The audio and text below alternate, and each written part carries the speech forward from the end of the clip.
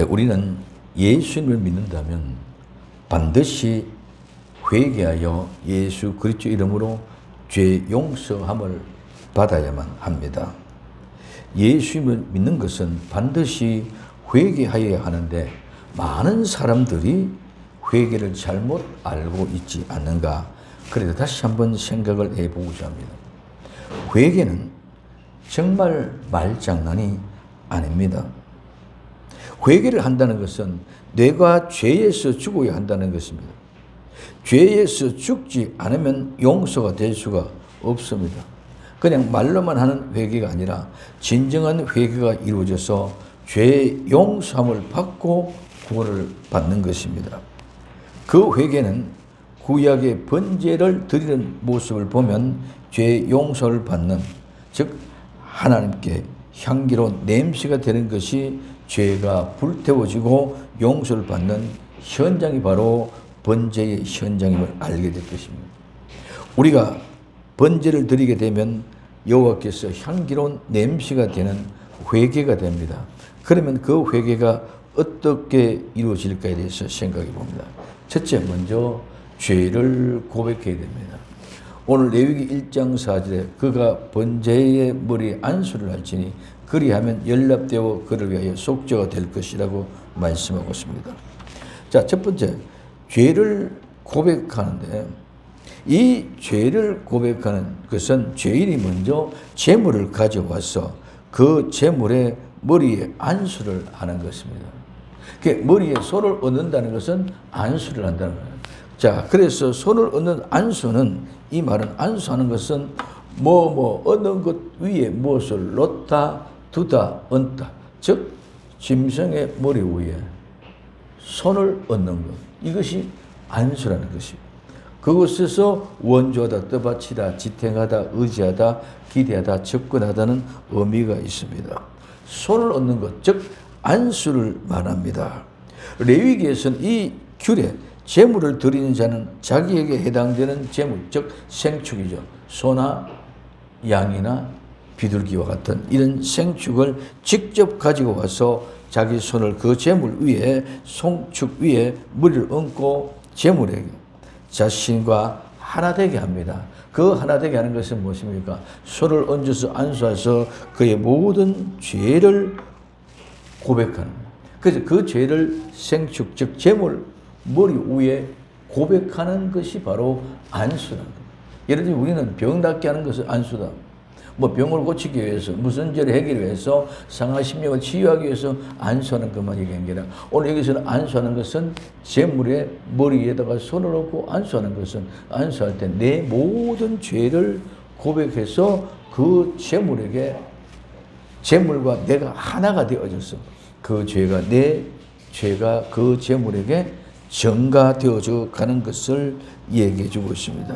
그래서 그냥 손을 얹는 것이 아니라 죄를 고백하고 그 죄를 고백하면 그 죄가 제물에게 전가돼서 제물과 이제 내가 하나가 되어지는 것입니다. 그래서 그 제물이 내 죄를 전부 다 쉽게 말하면 뒤집어 쓰고 죽게 되죠. 자, 그래서 죄를 안수하고 죄를 고백하면, 그리하면 어때면 연락이 돼요. 연락이 된다는 말은 받아들여진다는 것입니다. 이 받아들여진다는 것은 그냥 받아들이는 게 아니고 기뻐하며 만족하며 빛을 갖는, 즉 기뻐하며 만족한 모습으로 하나님을 받아주시는 줄 믿으시기 바랍니다. 그리고 하나님은 이제 앞에 모든 빛을 다 갚는 모습으로 기쁜 마음으로 만족하면서 갚아주고 받아들인다. 그래서 호의를 베푸고 우리에게 애정을 가지게 되는 것을 말합니다. 그러면은 안수, 즉 모든 죄를 고백하면 하나님이 그리하면 연락을 되어졌습니다. 그래서 연락이 되어서 무엇입니까? 그 죄가 다 용서가 된다는, 즉 죄가 속량이 속죄가 된다. 이 속죄가 된다. 속죄는 말은 죄를 덮어버렸다, 죄를 가려버렸다, 죄를 감춰버렸다. 덮고 가리고 감춰버려서 용서해 줬어요. 그래서 그 죄를 어떻게 상자 속에 집어넣고 뚜껑을 덮어버렸다. 그래서 그 죄가 보이지 않고 없게 되었다. 그 다음에 그 죄를 뭐로? 역청으로 칠했다. 즉 예수 그리스도의 피로 전부 다 덮어버렸다. 그래서 진정시키고 화해시키고 속죄가 되어서 하나님과 하나 됩니다. 그래서 이는 죄를 덮고 가리고 진정시키고 달래서 화해를 했습니다. 이 말은 하나님을 진정시키고 속죄하고 그 역청 위에 그를 다 덮어버렸다. 오늘 하나님이 나와 여러분들이 우리는 정말 죄로 말미암아 허물로 말미암아 두렵고 떨림으로 있었던 그 모든 죄를 고백할 때에 하나님 받으시고 전부 다 뚜껑이가 덮어버리고 깨끗하게 보이지 않게 용서해 주시고 나와 이름들과 더불어 함께 화해하게 되어지는 줄로 믿으시기를 바랍니다. 그래서 하나님이 진정되어져서 우리가 하나 되게 하는 역사가 죄를 안수해서 고백해서 오늘 그리하면 연락을 하셔서 그 죄를 용서 속죄해 주십니다. 그래서 특별히 피로 상징되는 희생동물의 생명 때문에 예배자, 즉 생명 대신에 드리는 것입니다. 즉 내가 가지고 오는 짐승, 재물, 생축, 소든 양이든 비둘기든 어떤 것이든지 간에 하나님께 드려지는 그 모든 것은 내 자신이 하나님 앞에 드려진다는 것입니다. 그래서 죄 없는 생축, 죄 없는 재물이 죄 있는 재물로 바뀌어져서 그 재물이 대신 나를 대신해서 죽어졌다는 것입니다. 그래서 예물을 드리는 즉 짐승의 머리 위에 안수하고 자기 죄를 고백한 그 재물은 이제 내 대신 그 죄를 지고 그래서 나아가서 그 동물이 죽거나 나중에 세속제절에서는 광야로 쫓아보내는 그런 염소같이 되어지는 모습을 볼 수 있습니다. 이 말은 한마디로 역청으로 위에 칠한다는 말입니다. 오늘 창세기 6장 14절에 보면 너는 잣나무로 너를 위하여 방주를 짓되 그 간들을 막고 역청으로 그 안팎을 칠하라 말합니다. 그래서 번제물의 머리 위에 안수하고 죄를 고백하면 그리하면 하나님 앞에 연락이 되어져서 하나님의 기뻐하고 만족해 주셔서 그것을 다 받아들이는데 이것이 바로 속죄가 된다. 즉 죄가 용서된다는 말입니다. 자, 그러면은 이것으로 끝이 나느냐? 아닙니다. 죄를 고백하면은 어떻게 되느냐? 재물을 잡아야 됩니다.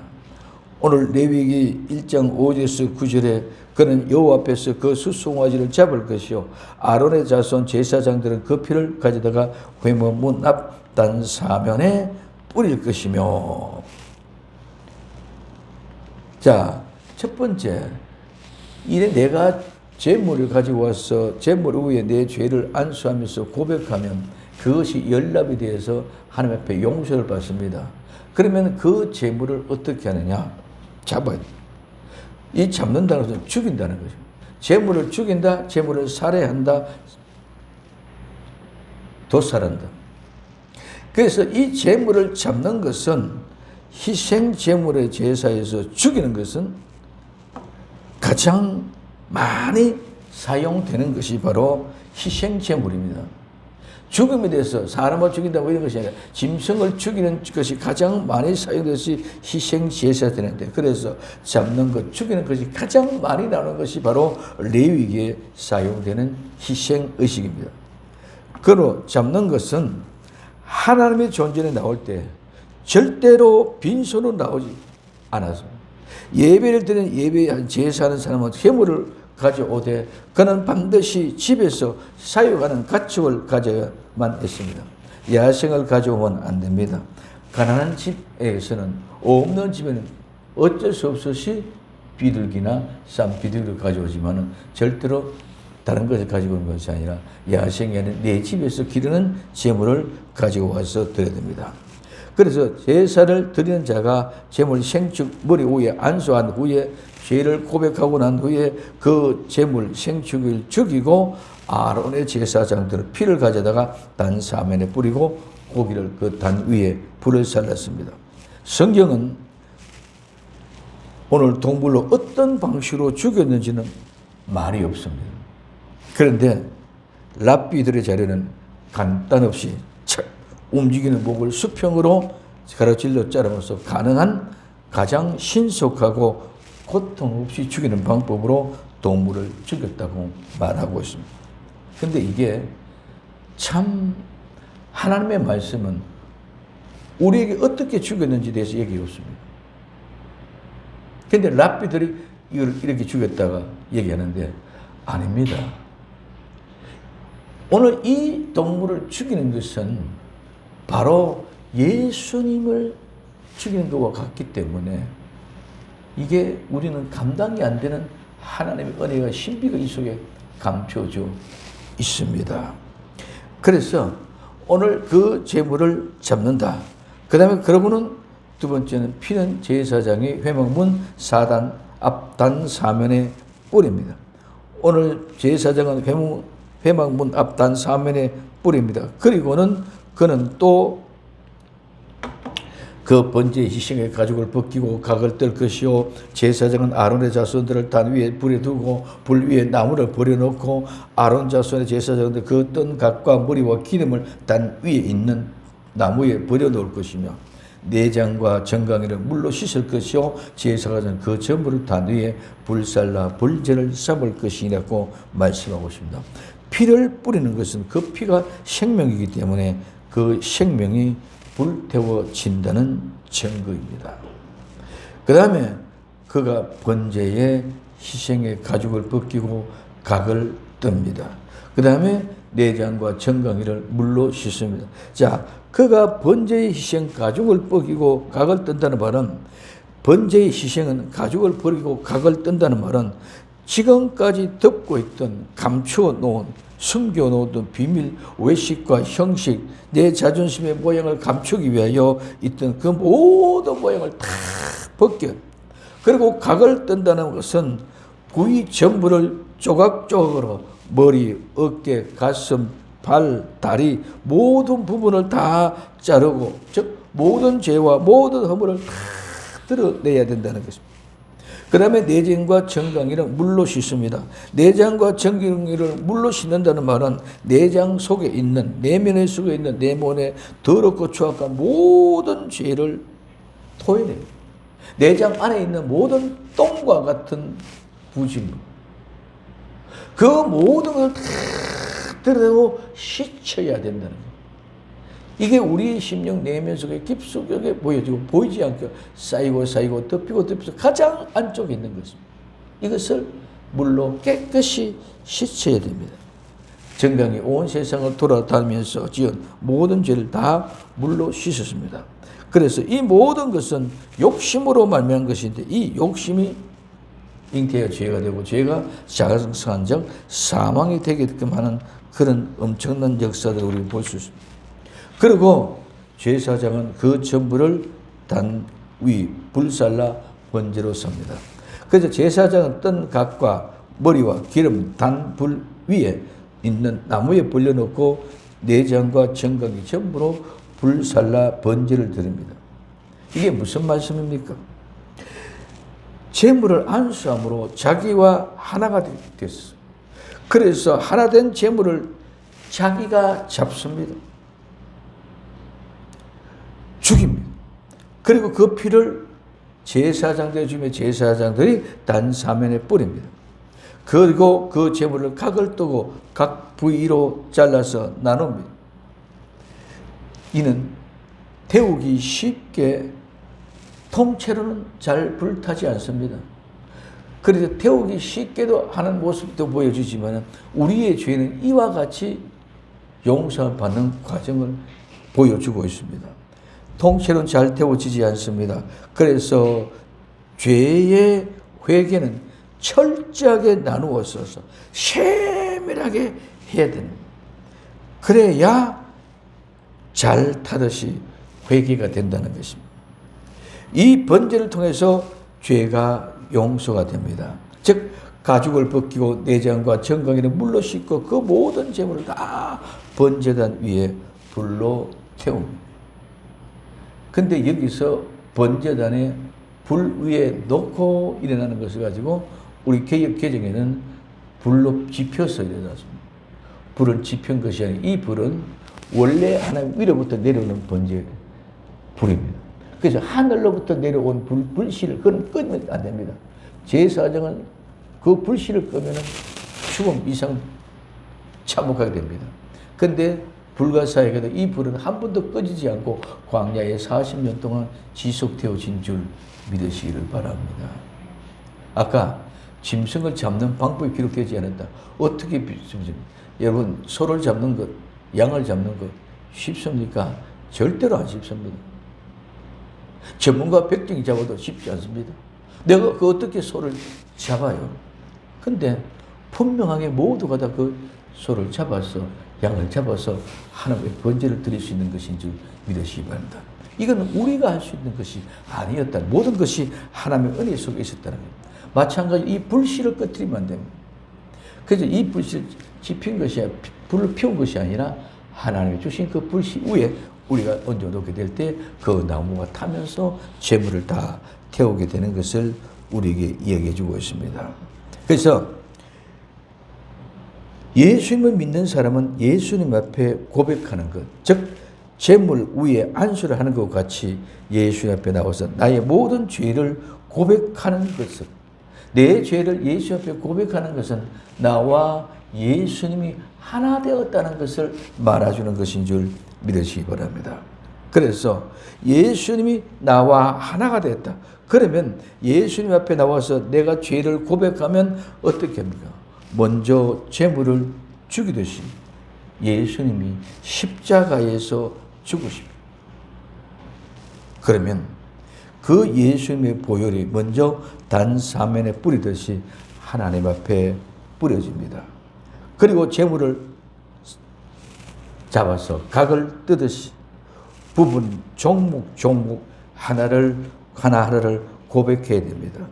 그래야 불이 잘 타듯이 오늘 우리 모든 죄가 회개가 된다는 것입니다. 그래서 그냥 고백이 아니라 온 몸을, 내 죄의 몸통을 각 부위별로 잘라내야 됩니다.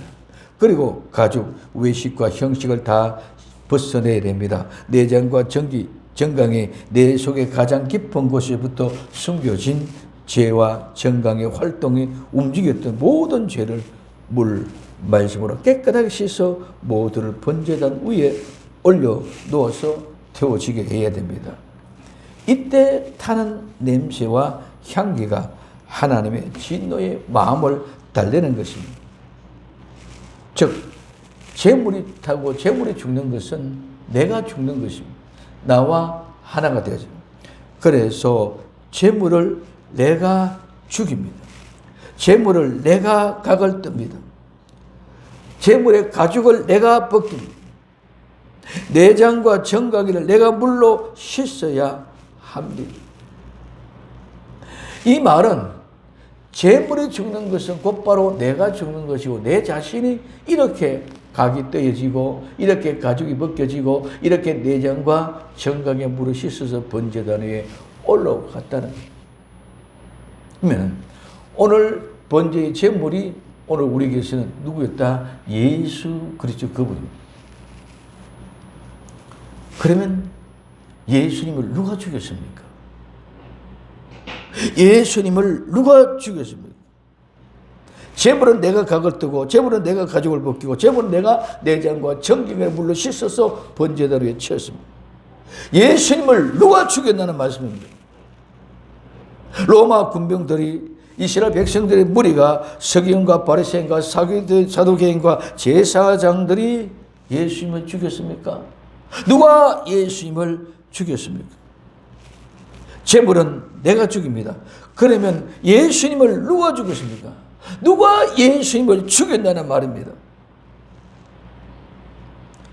오늘 우리는 패션 오브 크라이스트 영화를 많은 사람이 보았습니다. 그 영화를 보고 로마 병정들이 이스라엘 백성들의 무리가 그 속에 이끌려가면서 참담함하고 처참한 모습을 보고 저렇게 하여 예수님이 내 죄를 담당하시고 죽으셨다. 마리아가 예수님이 가는 길을 아파하는 모습을 보고 감성적으로 보고 흐느끼면서 훌쩍이면서 예수님이 저렇게 처참하게 비참하게 죽으셨다고 눈물을 흘리면서 은혜를 받았다고 하지 않았습니까? 신앙은 절대로 그런 감성적인 것이 아닙니다. 모두가 속고 있습니다. 예수님은 바로 내가 죽였다는 것입니다. 저 다른 사람의 예수님을 죽인 것이 아니라 바로 내가 예수님을 죽였다는 말입니다. 내가 예수님을 십자가에 못을 박았고 예수님의 몸에 갈기갈기 찢는 것이 바로 내가 장본인이라는 것입니다. 내가 예수님의 몸을 갈기갈기 찢었고 옷을 벗겼고 채찍질로 때렸다는 말입니다.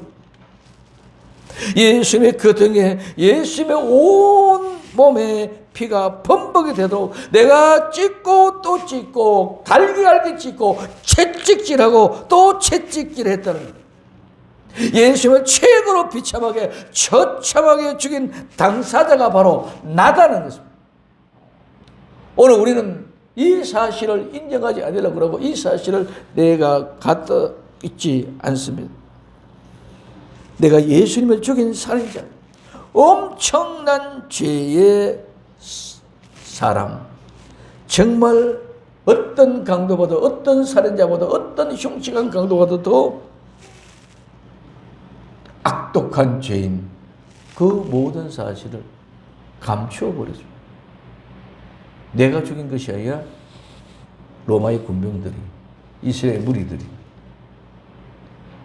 제사장들이, 서기관들이, 바리새인들이 이렇게 죽였다고만 생각하고 있습니다.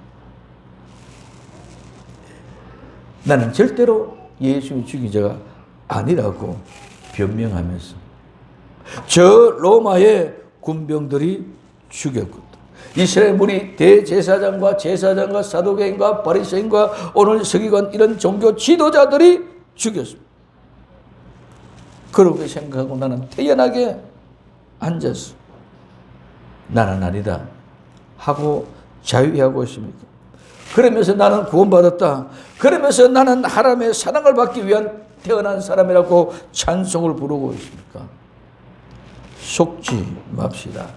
깨어납시다. 그냥 예수님이 내 죄를 위하여 돌아가셨다고 믿기만 믿으면 된다고요? 아닙니다. 내가 예수님을 죽였다는 사실이 인정되어야 그 죄인이 죄의 값으로 예수님을 죽인 죄, 하나님이 아들을 보고 용서해 주시는 것이지 나를 보고 용서해 주시는 것이 아니다는 것입니다. 예수님이 죽인 살인자, 이 사실이 발견되어지면 두렵고 떨림으로 용서받을 길이 없다는 사실이 발견되어지면, 내가 여기서 헤어날 수 없다는 사실이 발견되어지면 예수님 앞에 주저앉을 수밖에 없는 줄 믿으시기 바랍니다. 그분 앞에 나는 죽을 수밖에 없고 그분 앞에 나는 죽어. 내가 예수님을 죽인 어마어마한 죄를 지은 사람인데 내가 어떻게 살아날 수 있습니까? 저 이스라엘 백성들이 예수님 하나님의 아들 예수님을 죽임으로 말미암아 저주를 받아 지금까지 이렇게 됐다. 마찬가지로 나도 예수님을 십자가에 못 박아 죽인데 내가 철저하게 채찍질하고 내가 정말 몸을 갈기갈기 찢어놓았고 내가 십자가의 못을 꽝꽝꽝 박아놨어. 나도 저주를 받아 끝이 나야 인생. 그렇기 때문에 우리는 두렵고 떨림으로 울고 통곡하고 잡아가고 쓰러질 수밖에 없는 것입니다. 그때 회개는 그냥 잘못했습니다가 하는 것이 아닙니다. 회개는 절대로 그냥 죄를 뉘우치는 것이 아니고 죄를 깨닫는 것이 아닙니다. 내가 예수님을 죽였다, 내가 잘못했다는 사실을 인정하고 예수님이 죽인 죄인이라는 믿음의 고백이 이루어질 때 하나님이 용서해 주시는 것인 줄 믿으시길 바랍니다.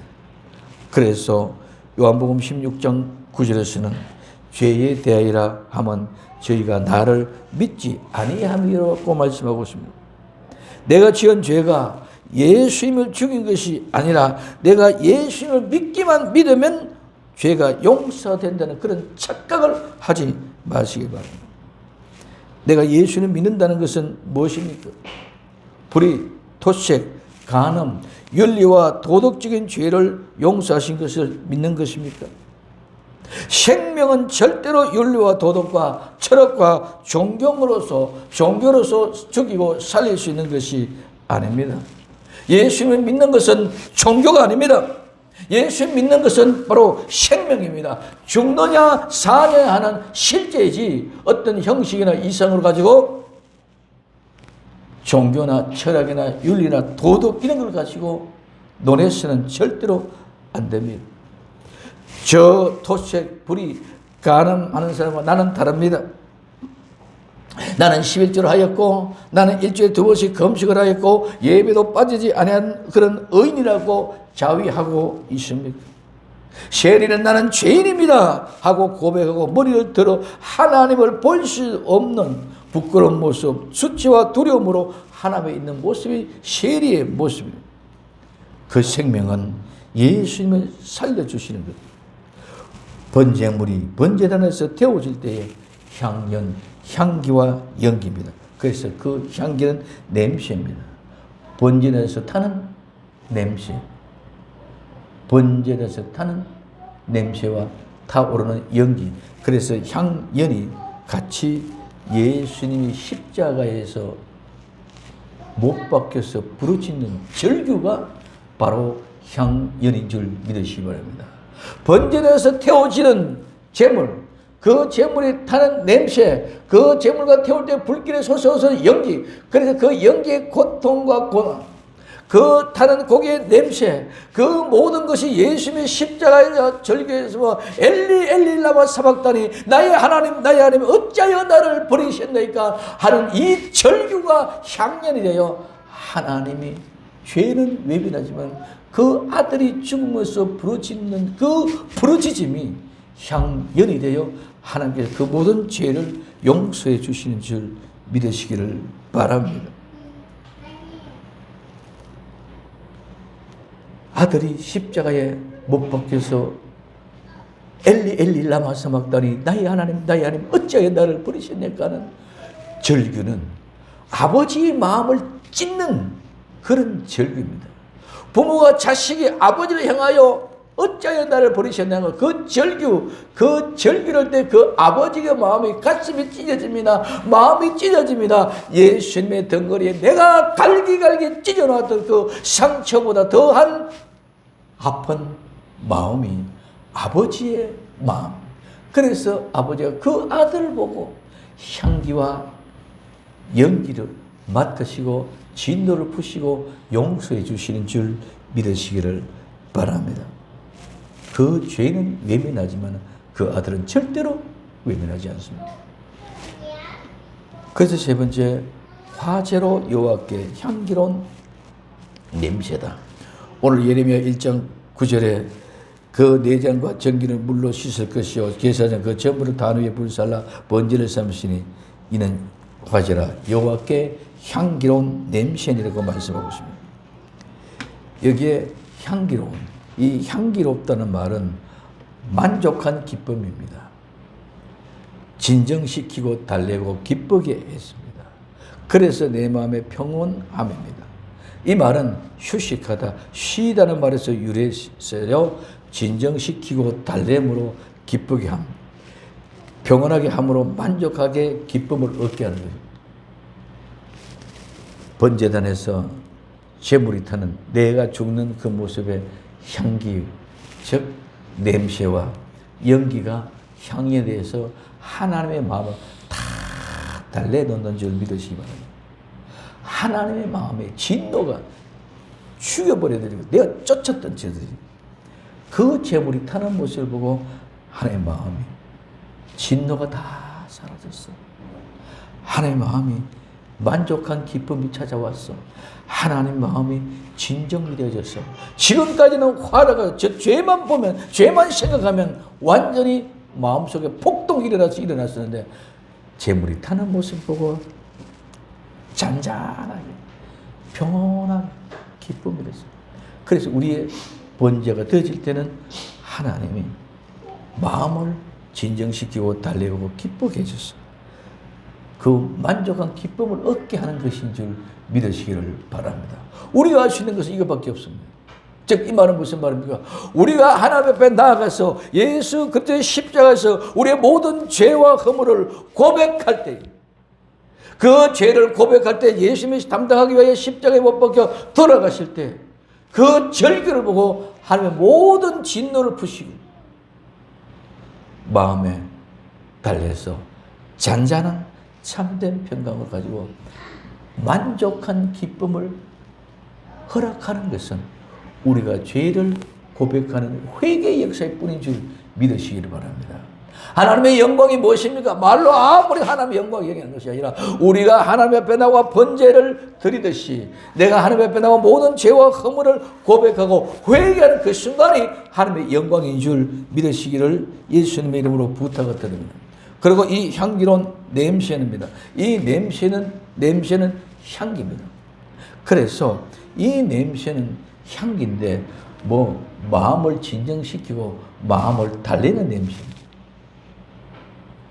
그래서 향기로운 냄새를 말은 그 향기가 마음을 달래게끔 진정시키게끔 해서 냄새가 향기가 되어져서 하나님의 마음을 진정시키는 것인 줄 믿으시기 바랍니다.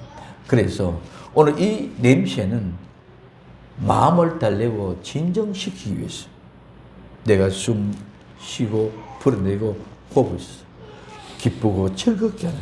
그래서 오늘 우리는 이 향기가 진정을 시킬 수 있는 그런 마음을 달래는 향기가 우리 심령 속에 피어져 나서서 냄새가 향기가 될 수 있기를 예수님의 이름으로 부탁을 드립니다. 그래서 냄새가 향기가 되어져요. 예수님 앞에 우리의 모든 죄와 허물을 고백하고 내어놓을 때에 그 고백하는 냄새의 악취입니다. 그러나 그 악취가 하나님 아버지를 마음을 달래는 악취. 그래서 마음을 달래는 진정시키는 그 악취의 죄가 터질 때에 그것을 하나님 마음이 다 진정되어서 하나님의 참된 평가가 기쁨이 넘치게 될 줄로 믿습니다.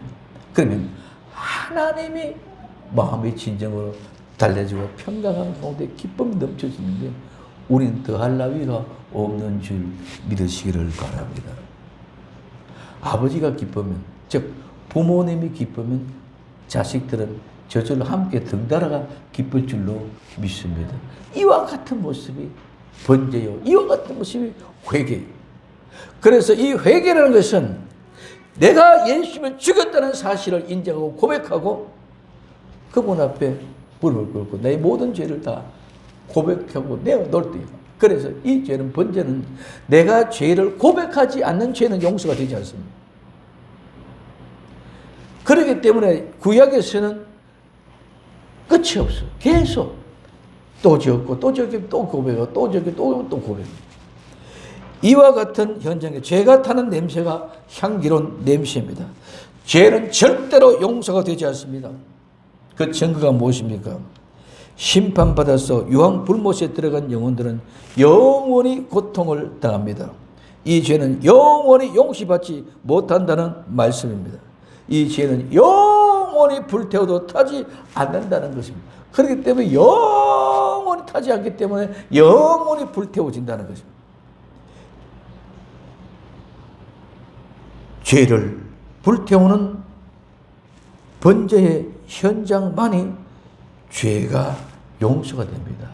절대로 다른 방법, 어떤 방법도 죄가 용서되는 법이 없습니다. 꼭 명심하시길 바랍니다. 불태우는 번제의 현장에서만 죄가 용서가 된다. 하나님 앞에 회개하여 불태우시는 것은 오직 하나님의 은혜입니다.